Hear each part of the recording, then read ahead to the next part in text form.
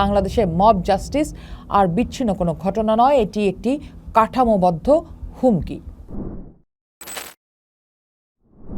Mob বা mob justice শব্দটা বাংলাদেশে একেবারেই নতুন ফেনোমেনা। এতকাল ডিকশনারিতে শব্দটির অবস্থান থাকলেও বা অতীতেও যদি দু চারটি ঘটনা ঘটে থাকলেও এই মব শব্দটা আমজনতার শব্দ হয়েছে অন্তর্বর্তী সরকারের সময় এসে। অনেকটাই আরবান এই শব্দটা গ্রামে গঞ্জে ছড়িয়েছে ঠিক ওই সরকারের সময়। কিন্তু মব আসলে কি, কারা করে, কিভাবে সংগঠিত হয়? আমরা যদি এর বিস্তারিত জানতে চাই তার অর্থটা আগে খুঁজে নিই। সেখানে দেখছি যে ইংরেজি মব শব্দের অর্থ উচ্ছৃঙ্খল জনতা। এই বিশৃঙ্খল জনতা যখন নিজের হাতে আইন তুলে নিয়ে সহিংসতা করে তখন তাকে বলা হয় মব জাস্টিস।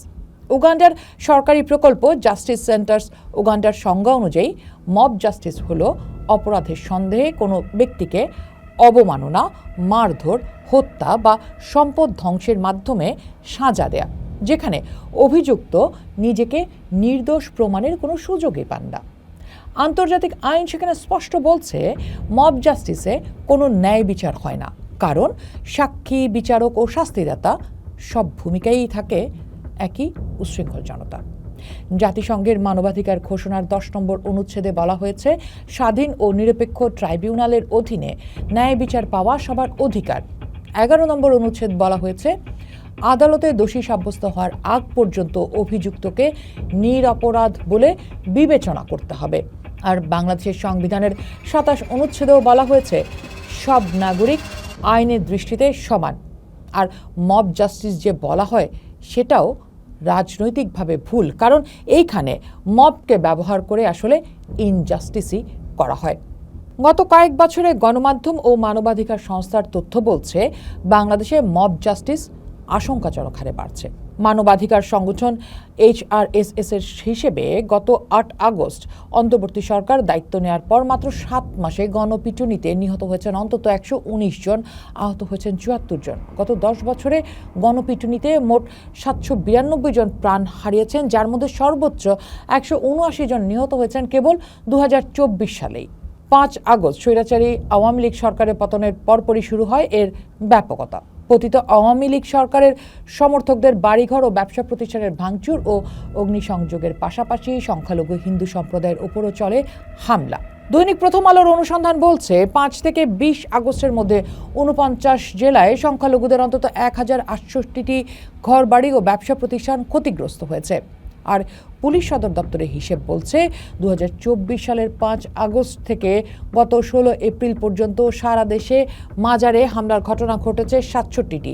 সর্বোচ্চ হামলা হয়েছে ঢাকা বিভাগে 25 বার, চট্টগ্রামে 15টি, ময়মনসিংহে 8টি। এসব ঘটনায় 26টি মামলা ও 40টি সাধারণ ডায়েরি হয়েছে। গ্রেফতার হয়েছে 67 জন। তবে 11টি মামলা অর্থাৎ মোট মামলার প্রায় 40% এখনও তদন্তাধীন। প্রাথমিক পর্যায়ে মব জাস্টিস অনেকটা রাজনৈতিক ক্ষোভের বহিঃপ্রকাশ হিসেবে দেখা গেলেও সাম্প্রতিক সময়ে এটি ক্রমশ ধর্ম ও সংস্কৃতি কেন্দ্রিক হয়ে উঠছে। ঢাকা বিশ্ববিদ্যালয়ের সমাজ কল্যাণ ও গবেষণা ইনস্টিটিউটের সহযোগী অধ্যাপক এবং সমাজ ও অপরাধ বিশেষজ্ঞ তৌহিদুল হক মনে করেন, 5 আগস্টের পর বিভিন্ন স্বার্থান্বেষী গোষ্ঠী নিজস্ব ফায়দা হাসিলের জন্য জনতাকে উস্কে দিয়েছে। অনেক ক্ষেত্রে উদ্দেশ্যমূলকভাবে এ ধরনের সহিংসতাকে মব জাস্টিসের রূপ দেওয়া হয়েছে। এর পেছনে একটি বিশেষ প্যাটার্ন ও উদ্দেশ্য রয়েছে বলেও মনে করেন তিনি। আমরা যদি একটু উদাহরণ দিই, দেখা যাচ্ছে যে নুরাল পাগলার মরদেহ কবর থেকে তুলে মহাসড়ক পুড়িয়ে দেওয়া বা ধর্ম অবমাননার অভিযোগে গার্মেন্টস কর্মী দীপু চন্দ্র দাসকে পুড়িয়ে মারার মতো মর্মান্তিক ঘটনাগুলো এখানে উল্লেখযোগ্য। সম্প্রতি কুষ্টিয়ার দৌলতপুরে আব্দুর রহমান ওরফে শামীম পীরের দরবারে হামলায় আমরা দেখেছি স্থানীয়রা কেবল উৎসুক জনতার ভূমিকায় ছিলেন। আর এর মধ্যেই একদল লোক দরবারে লুটপাট চালিয়ে শামীমকে নৃশংসভাবে পিটিয়ে হত্যা করেছে। এই সবগুলি ঘটনাকে আমরা যদি একসাথে করি, সেখানে কি আপনার মনে হয় যে সব হামলাই নিছক উচ্ছৃঙ্খল জনতার ক্ষোভ? অপরাধ বিশ্লেষকরা বলছেন না। দৈনিক বণিক বার্তার এক প্রতিবেদন অনুযায়ী সাম্প্রতিক হামলাগুলোর ধরনে একটা সুনির্দিষ্ট ও সুসংগঠিত প্যাটার্ন লক্ষ্য করা যায়। বেশিরভাগ সময় দেখা যায় মবকে ব্যবহার করার ক্ষেত্রে কোনো না কোনো গোষ্ঠীর একটি এজেন্ডা রয়েছে। আর বিশ্লেষকরা বলছেন এসব হামলায় মূলত 4টি গ্রুপ কাজ করে। প্রথম গ্রুপটির একটা অন্যতম বৈশিষ্ট্য হচ্ছে অনলাইন বা সোশ্যাল মিডিয়াকে কাজে লাগিয়ে প্রথমে একটা মব পরিস্থিতি তৈরি করা। অনলাইন ছাড়াও তারা জনগণকে নানাভাবে একত্রিত করে। আর দ্বিতীয় গ্রুপে থাকে সাধারণ বা স্থানীয় মানুষ, যারা প্রতিবাদ বা ভিড় জমায়। তৃতীয় গ্রুপটি এই ভিড়ের মাঝে উত্তেজনাকর পরিস্থিতি তৈরি করে এবং ভাঙচুর করে। আর চতুর্থ গ্রুপটি মূলত লুটপাট ও মূল হামলাটি পরিচালনা করে। তারা এত দ্রুত সময়ের মধ্যে হামলা করে স্থান ত্যাগ করে যে বিশেষজ্ঞদের ধারণা এরা বিশেষভাবে প্রশিক্ষিত। মাজারের পাশাপাশি সাংস্কৃতিক অনুষ্ঠান ও ব্যক্তি স্বাধীনতার উপরও মবের হস্তক্ষেপ বাড়ছে। দিনাজপুরে রহিম শাহ বাবার ভান্ডারী মাজার এবং নেত্রকোনার হযরত শাহনেওয়াজ ফকিরের মাজারে ওরসের নামে গান বাজনা ও মাদকের অভিযোগ তুলে ব্যাপক ভাঙচুর চালানো হয়। গত নভেম্বরে নারায়ণগঞ্জে আপত্তির মুখে বন্ধ করে দেওয়া হয় লালন মেলা।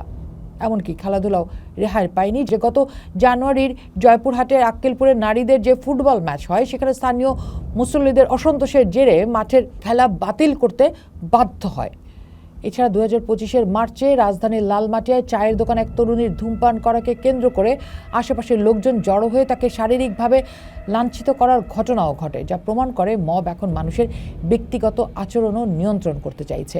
বিশ্লেষকরা বলছেন, মব জাস্টিস বা উচ্ছৃঙ্খল জনতার বিচার কোনো সমাজেই ন্যায় বিচার প্রতিষ্ঠা করতে পারে না, বরং এটি আইনের শাসনকে বৃদ্ধাঙ্গুলি দেখানোর একটি হাতিয়ার। বাংলাদেশে সাম্প্রতিক সময়ে ঘটে যাওয়া ঘটনাগুলো প্রমাণ করছে, জনতার ক্ষোভের আড়ালে অনেক ক্ষেত্রেই কাজ করছে সংঘবদ্ধ প্রশিক্ষিত গোষ্ঠী। সংখ্যা, প্যাটার্ন ও বিশেষজ্ঞ মত সব মিলিয়ে একটাই বার্তা এখন স্পষ্ট হচ্ছে, বাংলাদেশে মব জাস্টিস আর বিচ্ছিন্ন কোনো ঘটনা নয়, এটি একটি কাঠামোবদ্ধ হুমকি। পোস্ট দেখুন, ভাবুন, করুন, পোস্টের সাথেই থাকুন।